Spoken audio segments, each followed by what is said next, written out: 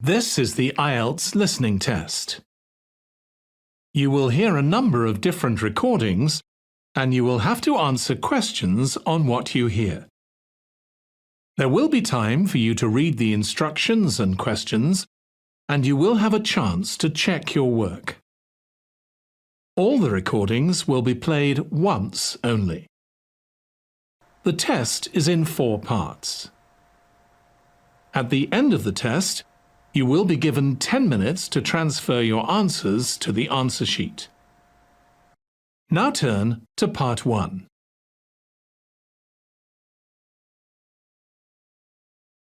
Part 1. You will hear a conversation between a commercial property letting agent and a businessman who wants to move his business to new premises. First, you have some time to look at questions 1 to 6.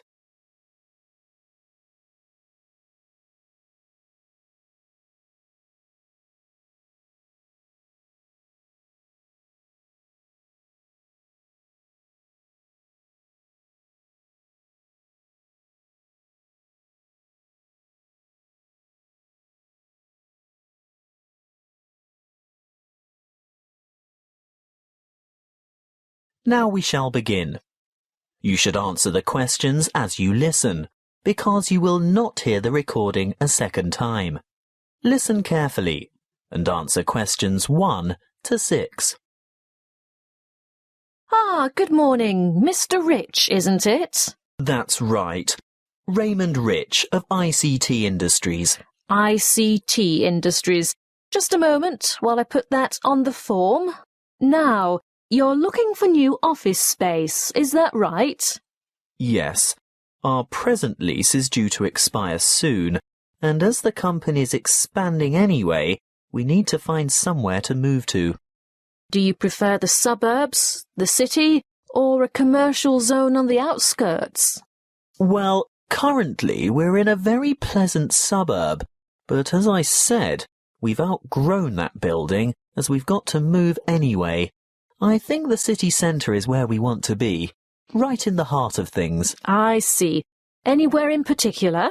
Yes, somewhere in the vicinity of the main transport centre, because I have a large staff, and car parking in the city is terribly expensive. I think it would be a good idea if we didn't use our cars at all. Exactly what size premises are you looking for? Good question. Something more than the 10,000 square metres we have at present should do it. Shall we say 12,000 square metres? That's probably about right. Yes, I think that would meet our needs. Just how many employees do you have to accommodate? 40 in all, but only 14 will have their own offices. The rest will be in open-plan shared offices. Oh, I forgot to ask. Do any of your employees have extra requirements? Will we need to consider people with disabilities? Yes. Actually, there is one in a wheelchair who'll need suitable access and another who can walk just a few paces. She uses a mobility scooter, so we'd need to make sure all facilities, especially toilet facilities, were suitable and accessible, and we'd also need to be either on the ground floor or to find a secure place by the lifts for Mrs. Jackson to park her scooter. I'll need to keep that in mind when I come up with the property for you to look at. Now, when are you thinking of moving?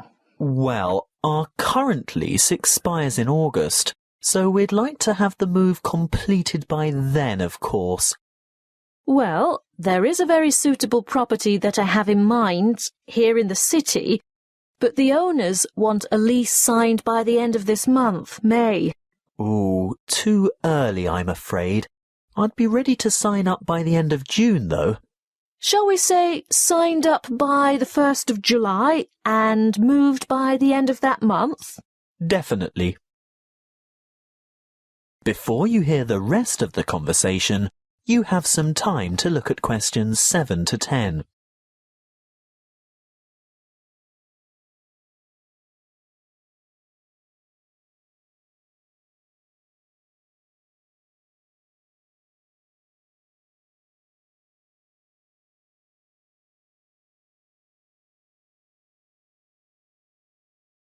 Now listen and answer questions 7 to 10. Well, I'll keep your requirements in mind and let you know when something comes up. Wait a minute. There is a vacant office space on the 10th floor of this very building. Would you care to take a look? It has only just become available, but I haven't started marketing it yet because it's in need of a bit of a makeover. The floor area is about the right size. Good. Let's see it then. Well, what do you think?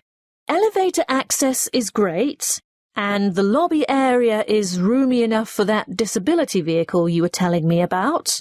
Oh, I don't know. There are too many small offices.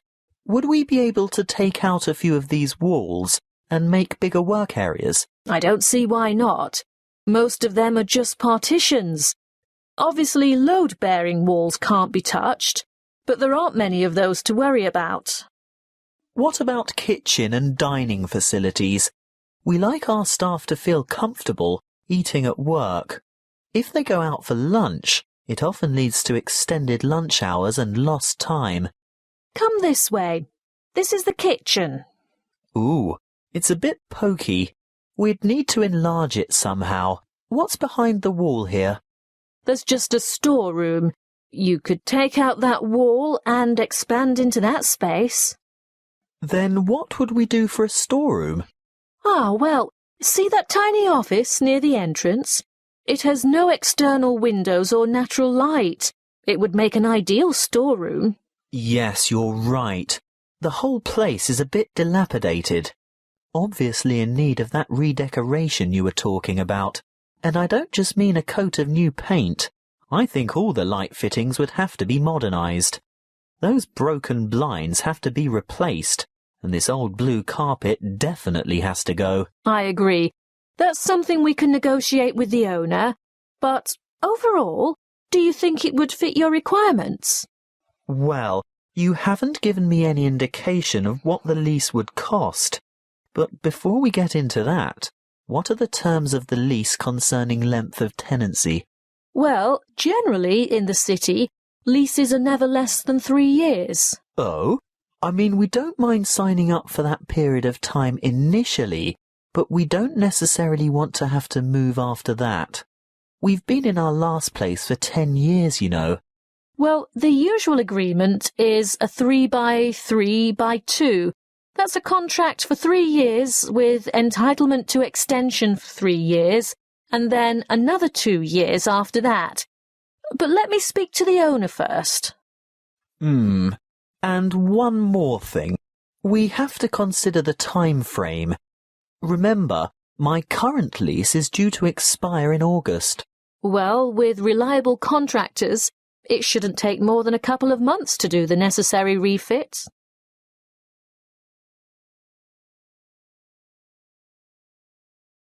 That is the end of part 1.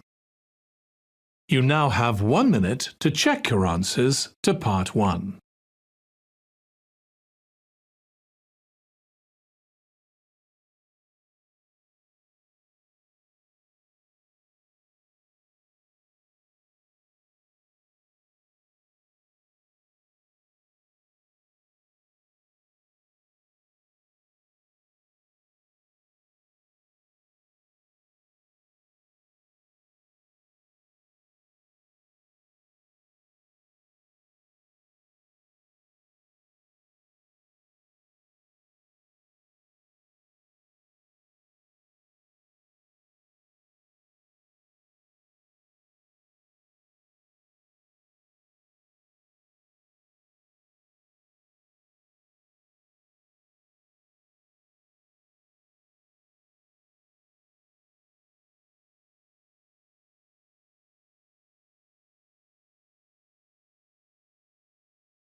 Part 2.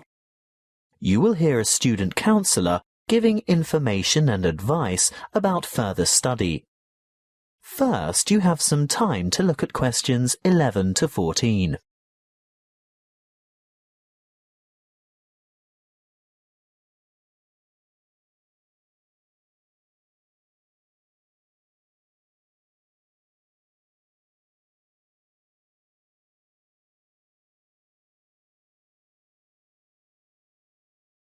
Listen carefully and answer questions 11 to 14. Are you thinking about further study? Well, listen to this before you make a decision. It will help you decide if going on to tertiary study is right for you, and it will help you make good decisions for the right reasons. It includes information about student life, what it will cost, and the different ways you can support yourself. What should you think about first? Well, obviously, you're thinking about tertiary study, and it's one of the biggest decisions you'll make in your life. What you decide now will affect the rest of your life.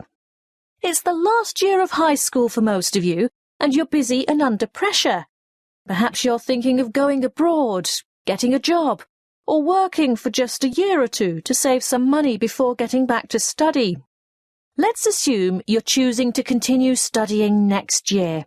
It's important that you set yourself goals and plan how you're going to achieve them. First off, career goals. What career do you want to pursue, or what is it your parents want you to do? Then, you need to think about employment opportunities at the end of your study. Will your qualification assist you in finding a rewarding job? Thirdly, course selection. Exactly what qualifications will you need?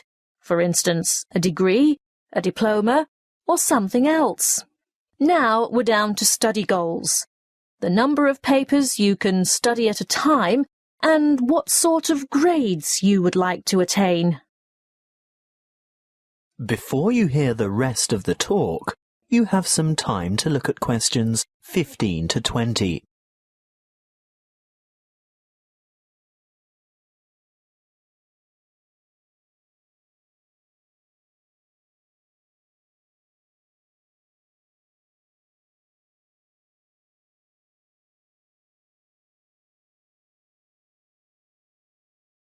Now listen and answer questions 15 to 20. Now, how do you make all that happen? You might feel overwhelmed by all the choices, but there are people and agencies to help. Career Services is a great website with lots of useful information and a search tool for finding courses and providers throughout the country. Then, there are the tertiary education institutions themselves. Universities and institutes of technology, for example, have comprehensive information on their particular websites. You can find out most anything there. Many campuses have a student support association, and they can tell you a lot about what to expect. Don't be afraid to ask them anything. I'm sure they've heard it all before. It might also be worthwhile to make inquiries with potential employers to see if they will fund or partially fund your studies. If it is a trade you want to learn, the apprenticeship scheme will help you earn while you learn. That way you'll get valuable work experience while you're studying. If you're still at school, then search out your school careers advisor, who will have a variety of information and resources at hand and be able to give you the kind of guidance you need to make a fully informed decision. And, last but not least, don't forget your parents and other family members. They can be of enormous help too. Oh, one last thing that might help you make up your mind. Have you thought of applying for a scholarship?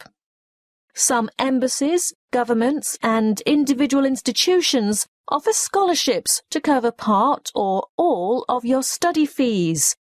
Most large libraries have a comprehensive catalogue of the various grants, awards, and scholarships that are available. That is the end of Part 2. You now have 30 seconds to check your answers to Part 2.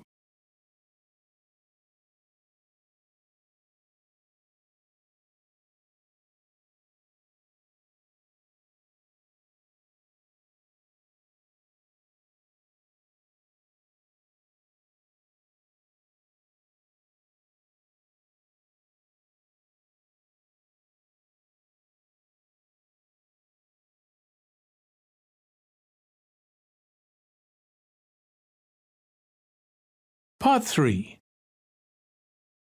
You will hear a tutor discussing with two students their research for a paper in cyber psychology. First, you have some time to look at questions 21 to 25.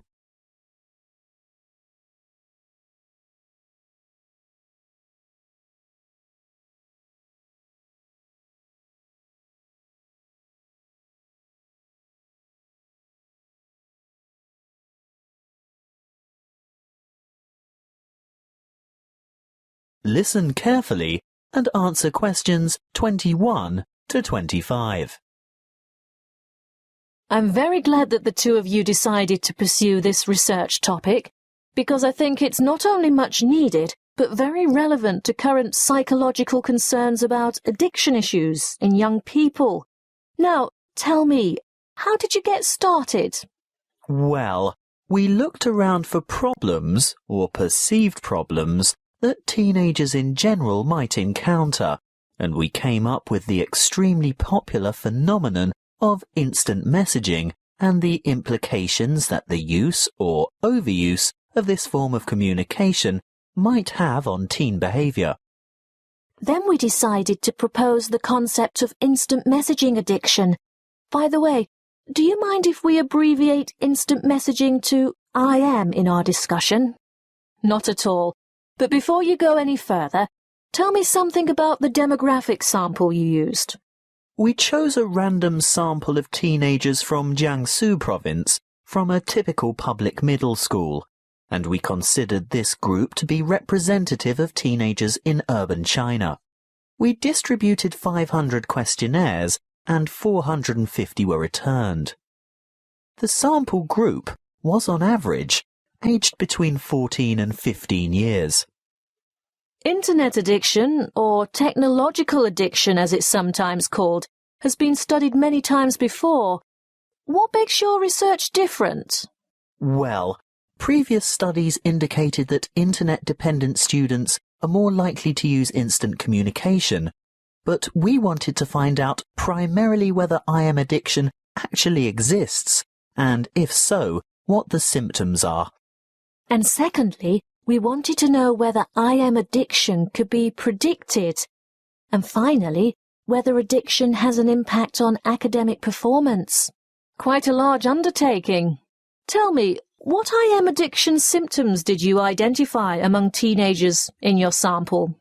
We found 4 major IM addiction symptoms, which are remarkably similar to the symptoms used to identify substance dependence. Although here we're looking at behavioural addiction, not chemical addiction to drugs, alcohol, or the like. Yes, loss of control was a significant factor, which indicates that the addicts had less self-discipline. They could not control the amount of time they spent on IM, and they neglected their schoolwork, as well as other responsibilities or obligations they might have. Obviously, academic performance was adversely affected. I'm sure that led to a lot of complaints from family and friends, not to mention teachers. Yes, of course. Another symptom was, as you would expect, a preoccupation with instant messaging. They would be annoyed if interrupted when chatting online, and they would feel depressed and moody when they couldn't. They would go without sleep in order to chat, and when they were offline, they would still be thinking about online chatting. As in chemical addiction, they would need to increase the dose, in this case of IM time, to get satisfaction. That sounds quite disturbing. Yes, and as you can imagine, loss of relationships due to overuse of IM was a factor too. The addicted teenagers would rather chat online than go out with friends or spend time with family, which jeopardized their social relationships and their educational opportunities. The fourth addictive factor we found was escape. These teenagers used IM as a form of escape from reality and responsibilities. Before you hear the rest of the conversation, you have some time to look at questions 26 to 30.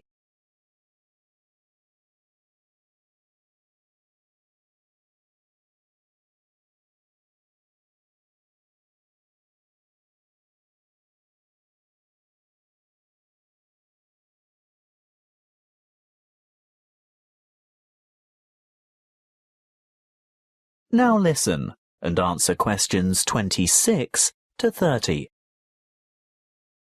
And can IM addiction be predicted?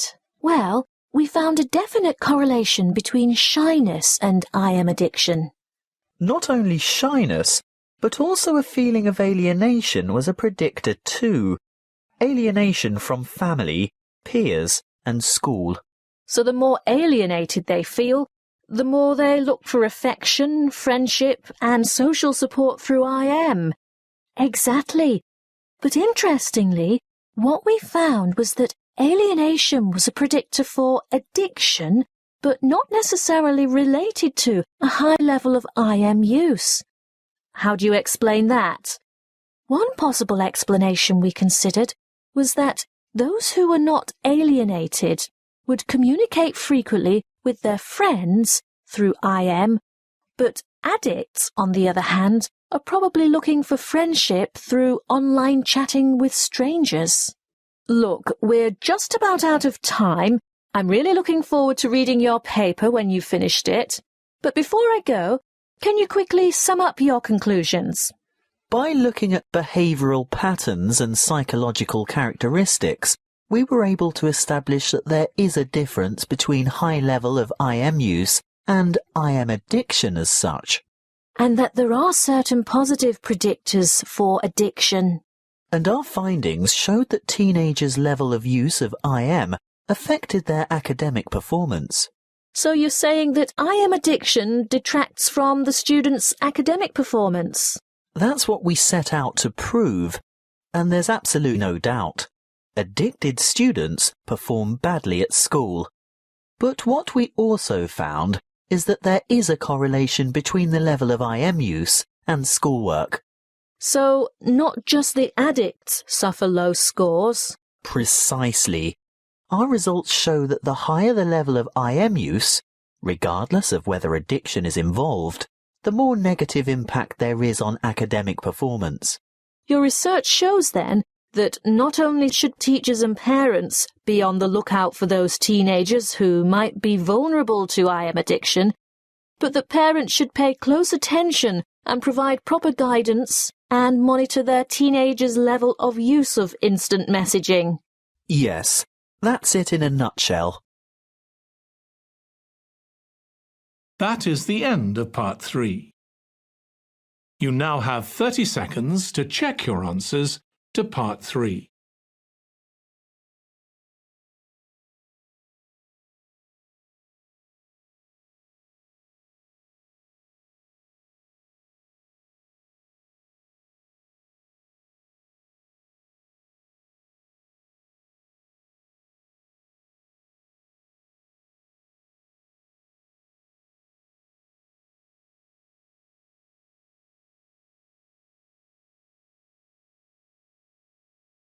Part 4. You will hear a geography lecture on the British Isles. First, you have some time to look at questions 31 to 40.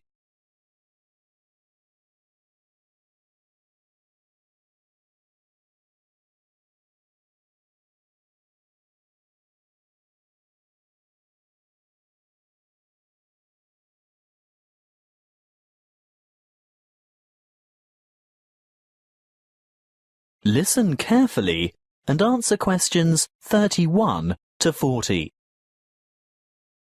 Hello, I'm glad so many of you have turned out to hear what I have to say today about the British Isles, that area of the Eastern Atlantic that we Americans find so confusing.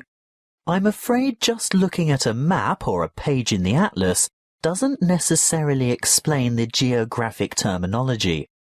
In referring to the British Isles, a word of apology for those of you of Irish descent, that is, those whose ancestors come from Eire, the Republic of Ireland. No matter how geographically accurate the place names that I use today are, some of you will be understandably upset to be included in anything termed British. I have a very useful image that might help you differentiate between the various labels that distinguish the political and geographic reality of the so-called British Isles. I want to show you a Venn diagram, which is a mathematical illustration that shows all the possible relationships between sets. Look at this Venn diagram, and you will see that the geographical terminology is in bold, while the political terms are in italics. See here the British Isles in bold and the British Islands in italics. The aim of this lecture is to explain the meanings of and relationships among those terms. In geographical terms, you will see that the British Isles is an archipelago made up of the two large islands of Great Britain and Ireland, and including many smaller surrounding islands. Of course, you can't tell from the Venn diagram the true comparative size of these islands. You'll need to look at the map for that. But take my word for it, Great Britain is the largest island of the archipelago, followed by Ireland, which in reality, geographically, lies to the west, and there are over 1,000 smaller islands. Now, in political terms, the United Kingdom of Great Britain and Northern Ireland is the constitutional monarchy, which includes the island of Great Britain, some small nearby islands, although not the Isle of Man or the Channel Islands, and the northeastern part of the island of Ireland. Thank goodness it is generally shortened to United Kingdom, the UK, Great Britain, or Britain, or even the abbreviation GB, although none of these are strictly correct, of course. You'd better listen carefully to the next part, because, I warn you, it is very confusing. Ireland is the name of the sovereign republic occupying the larger part of the island of Ireland. But to distinguish it from the name of the island itself, and most importantly from the other part which belongs to the UK, it is called the Republic of Ireland, or its Irish language name, Eire. That's E-I-R-E, even though Eire directly translates as Ireland. The smaller portion of the island is called Northern Ireland.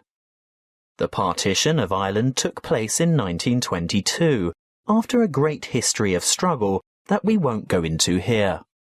England, Scotland, Wales and Northern Ireland are legal jurisdictions within the United Kingdom, but Great Britain refers to the countries of England, Wales and Scotland as a unit.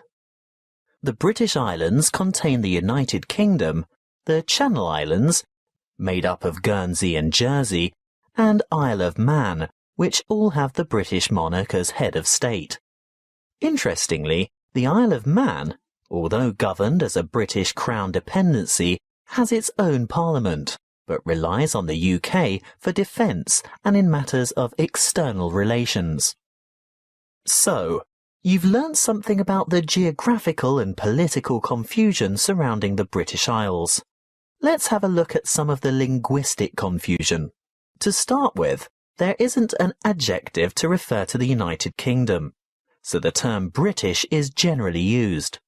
However, that means that citizens of Northern Ireland, although not on the island of Great Britain, still describe themselves as British, because this reflects their political and cultural identity. Irish, in a political sense, refers to the Republic only, so sometimes citizens of Northern Ireland would call themselves Northern Irish as a point of difference. Of course, the Northern in Northern Irish is not completely accurate either, as the most northerly peninsula on the island is in the county of Donegal, which is part of the Republic. Okay, we might get in a muddle over the term Irish, but at least Scottish, Welsh and English should be self-explanatory. Apparently not to us Americans, and Europeans are often guilty of this too. We often use the term English incorrectly to mean British. I'd have to be the first to admit to calling my Welsh colleague English, which really gets his heckles up. He is Welsh, he tells me, and he may also be British, but he is definitely not English. Just one more thing. What is the British Commonwealth? It's a voluntary association of independent states, many of which were former British colonies. In fact, what was primarily the old British Empire. However, it's no longer known as the British Commonwealth, but is now called the Commonwealth of Nations instead, presumably because current members do not want to remember the old colonial ties. That is the end of Part 4. You now have 1 minute to check your answers to Part 4. That is the end of the listening test. In the IELTS test, you would now have 10 minutes to transfer your answers to the answer sheet.